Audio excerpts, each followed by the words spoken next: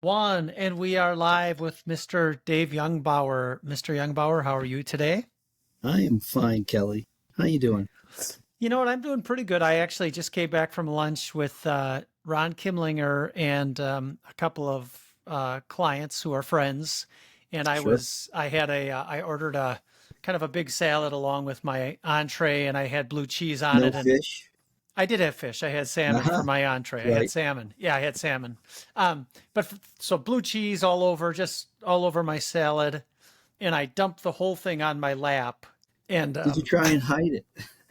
there was no hiding. I mean, and the bowl was a big loud bowl, and it hit the ground and like made a about Yeah, as loud of a right. noise as And the did whole the right. staff come running out to sweep it up? Everybody in the restaurant stopped, turned, looked like what's going on, um, and You didn't want to be there. then when Skib Ebel, one of the gentlemen, it was Dave Carl and from Evernorth and Skib Ebel, uh, Skib went, just had to go off to the side for a call or something, and he heard the gal saying, "I need help over here on the edge of the dining area. I have a customer who's dumped his entire meal on his lap."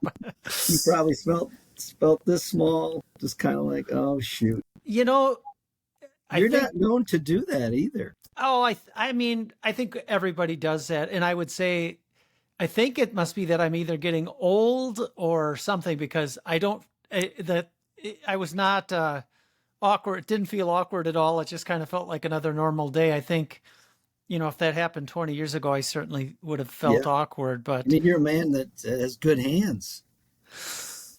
well, if you would have saw what I looked like Right. today. And I suppose Ron gave you the Ron laugh. Yeah. Oh, all three of Yeah, them yeah. gave me a laugh, and I Right. think the good news is I know all three of them well enough that um, we could have some fun with it, and I wasn't awkward, and they're both gracious. Both Skib and Dave are very smart, It happens, gracious people, and so it was, right? It yeah, happens. it happens, yeah. Did you So get your food back, or did they just put it in a bowl and throw it out of the bowl? they asked me if I wanted more, and I said no, thank you, because I still had my salmon coming. Ah, Yeah, perfect. yeah. Well, that's good. That's good. So you are before we get into the world of cash reconciliation and software, you are a Cretin Durham Hall alumni, Yeah. very famous sports school in St. Paul. Dave Winfield, Paul Molitor, Back when uh, it was just Cretan. the Cretin Durham Hall these Yes, days. there's the, yeah. Well, I don't And know if it's the at this point. I don't even mention the young guys like Maurer. Like he's an Mauer, MVP. He might be the most famous. Walsh, and Yeah, Winky, and Walsh, Wanky. I mean, you've done a lot of them, but can we settle once and for all that touchdown Tom Newman from Blaine was in the end zone and actually scored that yeah, touchdown?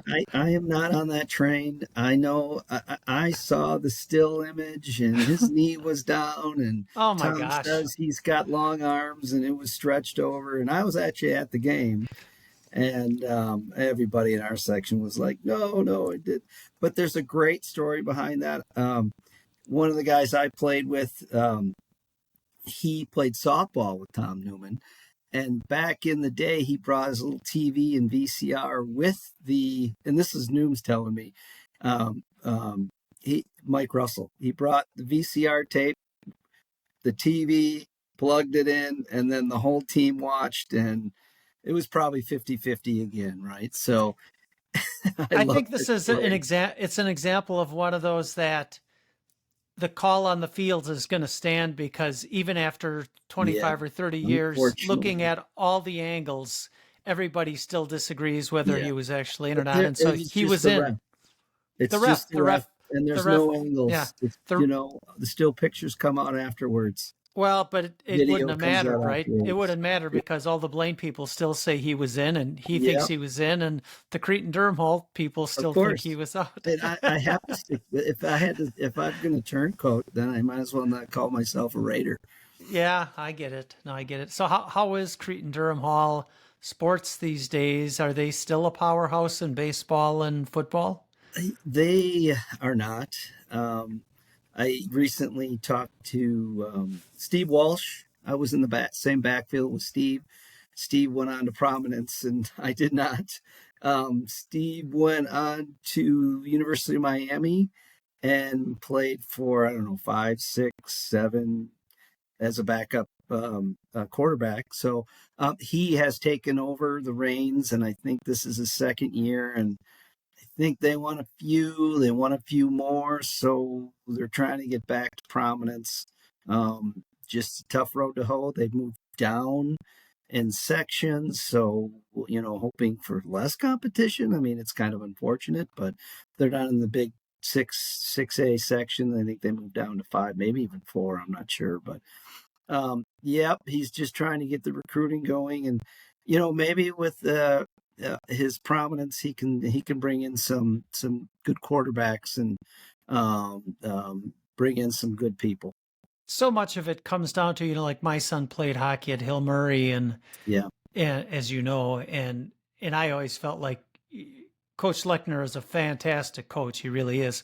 yep, But he also has a lot of, not all of them, but there's a bunch of good kids from the east side yep, that go to Catholic kids that go to Hill Murray. Same thing right. with St. Thomas, and St. Cretin. Thomas, Yeah, right. yeah. Cretin probably benefits from that, but not quite as much in hockey. Although it probably depends on the year too. But It's kind of up and down. It uh, really it's a product of the class, the community around. It's also a product of feeder systems. If you have control of feeder systems, then you can instill your thought processes up through those feeder systems. And they don't have much of a feeder system anymore. The late great Dennis Denning was excellent at feeder systems for baseball. As you know, Ron and I played together, and man, he was one terrific coach. He won a couple titles with him, and he went on to St. Thomas and won a couple NCAA Division III titles there. He was just a great coach. He knew how to put a program together. who are the powerhouse high school baseball and football teams these days?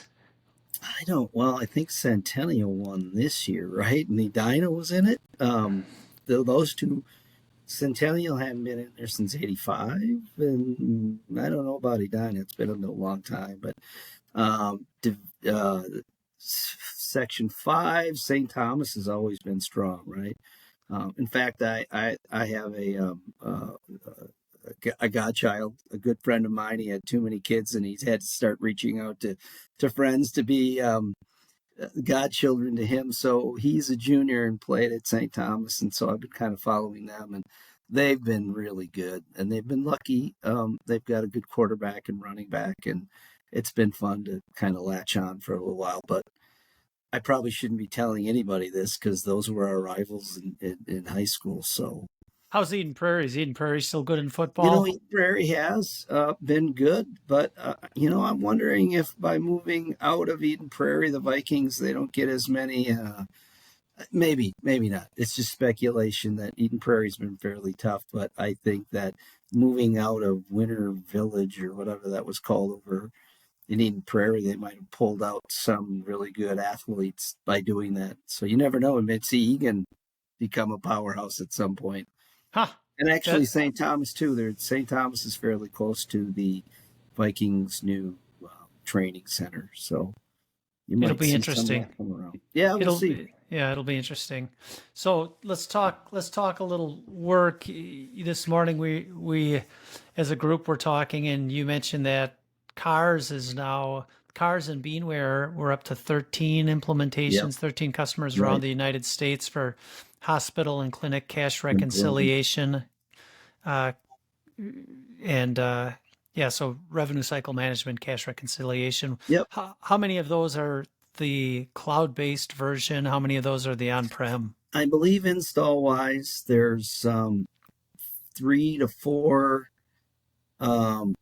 cloud based with Beanware, we call it, and then 8 or 9, depending upon how you look at it. We're just starting to implement a few others with the car side. So that's obviously our on-prem. So Beanware is catching up, and we're kind of positioning it for smaller um, clinics and hospitals where Beanware has kind of been our flagship, or I'm sorry, Cars has been our flagship, and we've been serving customers for a good 12 years. Um, billions of dollars have cash reconciled through the product. It's actually pretty amazing what it does do. So it's still humping along. We're still finding clients out there. I think you put together a campaign for the Google special words out there. I think you and Tim did, and I think it's helped. Oh, good. Good. I think that people are just finding us, and word of mouth. Well, and the product's great. I think this is one of those examples where the software actually works, and so when people have a chance to use it at one hospital or clinic and they go to another one, the experience has been positive enough that they bring it in. I think that's a big deal, how successful the product has been. It's a good product. It is. It's been working. Yeah. It's been good for us, right? Is it the technology? Is it AWS? It started out as Google Cloud, right? But now is it AWS for the cloud platform version? Yeah, I don't work on the AWS side of it, but it did start off as Google Cloud. We had an architect who had left, and he actually moved it from the Google to AWS. So we've kind of got two different houses. One's kind of on the Java side, which is the new Beanware piece of it, and the other is on the .NET side, which is the cars on-prem.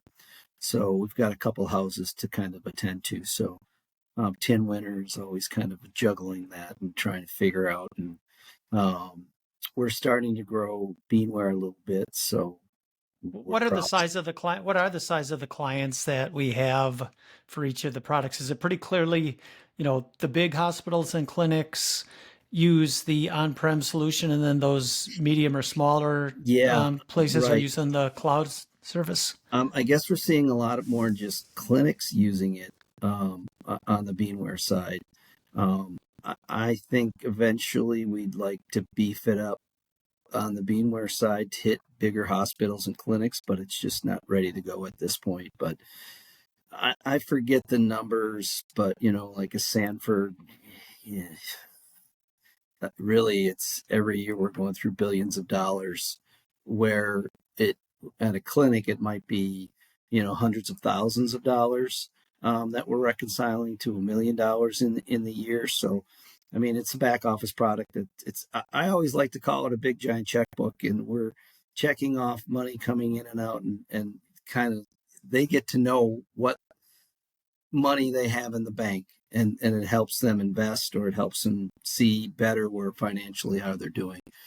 I guess that's kind of how I look at it. But again, cars on-prem, that's been around for 10 or 12 years. We're servicing much larger hospitals that have 3-4 hospitals, have hundreds of clinics, where Beanware might serve one hospital and a couple clinics or several clinics kind of thing. So I guess that's a differentiator between the two.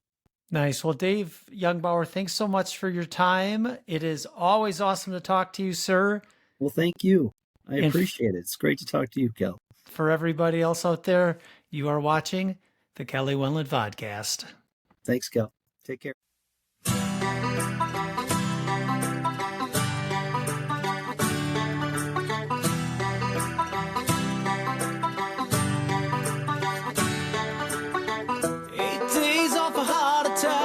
Threw his little dog in a gunny sack, and his goldfish down the toilet bowl. Put the topper on his old Ford truck, he'd make California with some luck, and leave the godforsaken snow. Singing old John Denver songs, with his little dog barking along.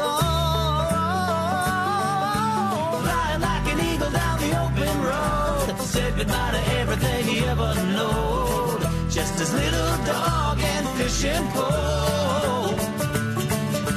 Glad to hear there's more to eat in India, but happy to be living in America. 60 single and strong, and out there on the open road.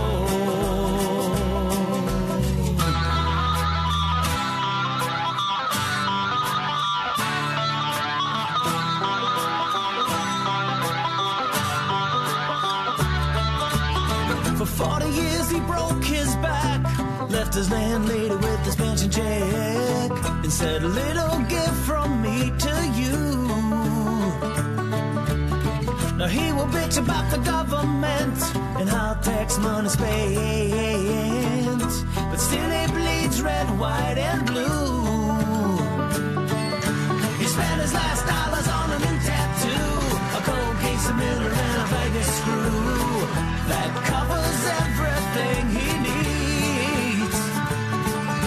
He wouldn't say he's lonely, but he's on his own. A man must walk this world alone when you're 60, single and stoned. He went flying like an eagle down the open road, said goodbye to everything he ever knowed, just his little dog and fishing pole.